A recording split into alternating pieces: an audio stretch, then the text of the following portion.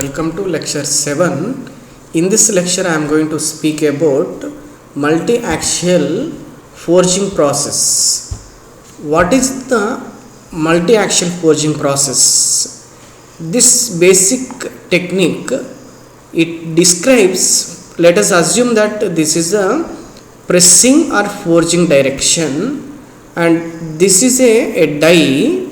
In this particular die, this is assumed that a billet having the faces such as visible faces A, B, C, and the opposite side is A dash, B dash and C dash. A, B, C faces are the visible faces of billet, and this, as it is been subjected for pressing, the material flows in this direction. That is why the flow direction is being turned, and this A face and A dash is constrained in a die. It touches the die either of the side, so that it is constrained. So it is called constrained direction. And assume that this is a billet kept in a die and subjected for the compression stress or compression force. So it deforms like this. This is after forging. This is one step, and this is first component. After this, rotate it to the 90 degrees. By changing the 90 degrees, all these particular axes are orthogonal to each other, and rotate it to the 90 degrees before going to the second axis. So let us say this towards B, and subject to the pressing on B, it converts into this particular shape, and before third pass this is subjected on the A, and this is how it becomes after pressing.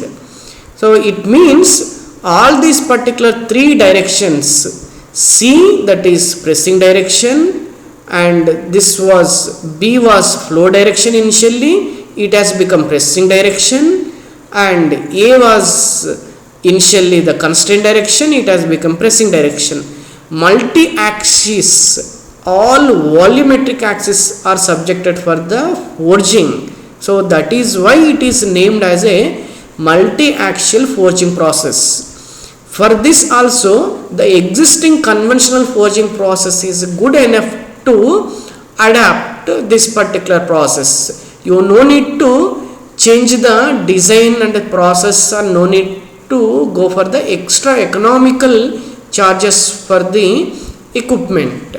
Now, so how do you calculate the total compression strain? So in this multi-axial forging process, so for example, assume that instead of A, B, C, let us assume that X, Y, Z direction faces, and this particular H0 and H are the initial height and final height of the billet which is subjected for the forging. By substituting these values, you can calculate, using in a mathematical formula, you can calculate the total compression strain. So characteristically you can observe that the grains will be elongated. For example, in this direction, when it is been subjected in the X direction, along Y direction the grains will be elongated. Along Z direction the grains will be elongated.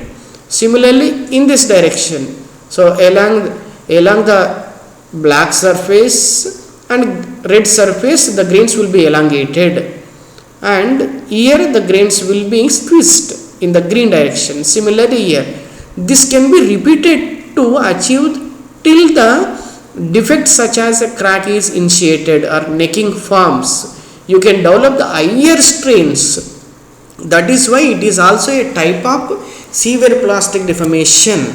Now let us see a microstructural correlation in an alloy of iron and 32% of nickel alloy, and this is initially the subjected for the multiple axial forging process MAF with the strain value of 0.5%, 1.5, 4.5, 10.5. So as the strain is being increasing, you will realize to see the bimodal structure is visible. There is a coarse grain and there is a fine grain. Similarly, here and coming to 10.5, bimodal structure is visible. And another point to be noticed that the structure is, the fine grain structure is heterogeneous here, and coarse grain structure is heterogeneous.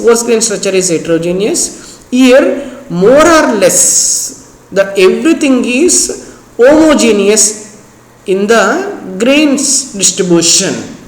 So this is after forging of subjected to this percentage of strain. Instead of passes, so you can turn with respect to the percentage of strain induced. So it can be visualized in this particular journal. This is a reference for this practical experimental study. Now you can see the flow stress parameter variation at a different stage of multi-axial forging process. Before forging process, after 3 passes, after 6 passes, after 9 passes. So it is realized to see that the flow stress values are increasing. It is nothing but yield stress value. In 0 before forging process it is 150, and after 3 passes 550, and 6 passes 750, and 9 passes it is around 800 megapascal. So flow stress increases. It is mainly due to the grain refinement as subjected to the severe plastic deformation and higher strain is achieved. So that is why, so you can witness to the see strength is increased, but ductility is reduced. After 3rd pass, 6th pass and 9th pass, ductility is reduced when you compare with respect to the before forging sample. In before forging the ductility was higher. That is why you are able to deform it without defects, since it has the ductility. So higher ductility, so it is deformable material. And it is another example study for there is an evolution takes place during the multi-axial forging process. Continuous dynamic recrystallization during this multi-axial forging process. Assume that this is a grain, a simulated grain. So usually in the finite elemental method, the hexagonal shape is assumed to be a grain, and this particular grain is subjected to the forging process, and this particular, after forging of 1 pass, there is a deformation band formed. This is a micrograph, real microstructure. This is one deformation band, this is another deformation band. These deformation bands are dividing this grain to the subgrains further and further. So as you are rotating these particular grains, and rotating axis leads to the formation of subgrains, and this particular subgrain structure is clearly visible that it is a kind of a slip taking place. Due to the slip, a kink dislocation is formed. Kink dislocation is the dislocation which is broken within the slip plane, is nothing but kink dislocation. It is a type of a kink dislocations accumulate or multiplies. Now which is the main reason for the formation of high angle grain boundaries. Initially it was the high angle grain boundaries. Slowly it converts into the subgrains. As the subgrains are increased, low angle grain boundaries increases. Now you will see initially before forging process in an alloy of AISI 1016 steel, the before forging process the high angle grain boundaries are around 85% and low angle grain boundaries are 15%. After forging of 3rd pass, the high angle grain boundaries comes to the 35, low angle grain boundaries goes to the high of around 70%. Grain fraction, high angle grain boundaries fraction. High angle grain boundaries means greater than 15 degrees of misorientation angle between the two grains, and number of strain steps, number of multiple passes of multi-axial forging process. So you can see the reference of as given below. After ninth pass it is reversal, the low angle grain boundaries are comes down and high angle grain boundaries goes up. So this particular nature mainly because of the grain refinement, subgrains. So it is related to the continuous dynamic recrystallization is taking place. That is why high angle grain boundaries increases. Okay. Now coming to the, there is a chance of grain refinement takes place during MAF process. For example, AZ61 magnesium alloy, 6% aluminum, 1% zinc, remaining is magnesium. So for the as cast alloy, if you take and if you subject to the first pass of MAF process, second until sixth pass, let us observe that there is an inhomogeneity of grain structure, grain size inhomogeneous till first pass. After till here, so it is homogeneous. After till first pass it is the homogeneous structure.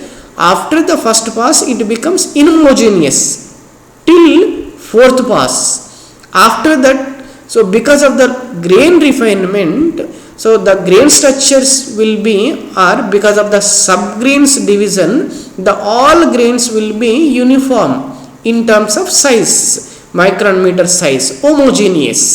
So this homogeneous structure or grain refinement leads to improvement in the hardness. So this is the hardness, viscous hardness value 58 for the as cast sample. After sixth pass it goes as high as to the 74 viscous hardness number. It is mainly due to the grain refinement. Severe plastic deformation is induced, high strains are achieved in a sample, so that as per the Alpert relation, grain size and hardness correlation, hardness goes high. So as the grain is refined, grain size is lower.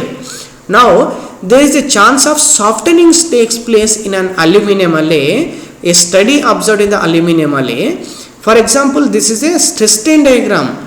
Flow stress during pressing process. Flow stress is nothing but for one pass. This is a one line for the line. This is second line, third line. This is after second pass. This is after first pass. This is initially, this is a stress strain diagram for a sample before forging process for this aluminum alloy, and around 150 megapascal. So after first pass it goes high to the 200 and this ultimate tensile strength 180, and second pass, third pass, and after sixth pass again it is coming down. The yield stress is coming down. Yield stress is coming down. It is mainly because of the dislocation density decreased and grain boundary sliding is dominated. Grain size is refined. So that is why the strength as per the Alpert relation, strength goes high as per the grain refinement. Work hardening, dislocations are accumulated. So dislocations are blocked within the grains. So it is hinders, it is a locked. So that is why work hardening, hardness is increased. So totally if you observe stress strain graph correlation, that the total stress increases or ductility comes down. Softening is nothing but related to the ductility comes down. Strength goes up, ductility comes down. So it is mainly because of the uniform grain structure. The ductility is coming down because of the dislocation density is coming down and ductility is decreased. Similarly, if you see the comparative study between the multi-axial compression, or you call it as a multi-axial forging process, this blue data points and red square red colored data points ECAP process, equichannel angular pressing process. This is combination of multi-axial forging and cold rolling process. This triangle, where you will see after cold rolling the micro hardness increases.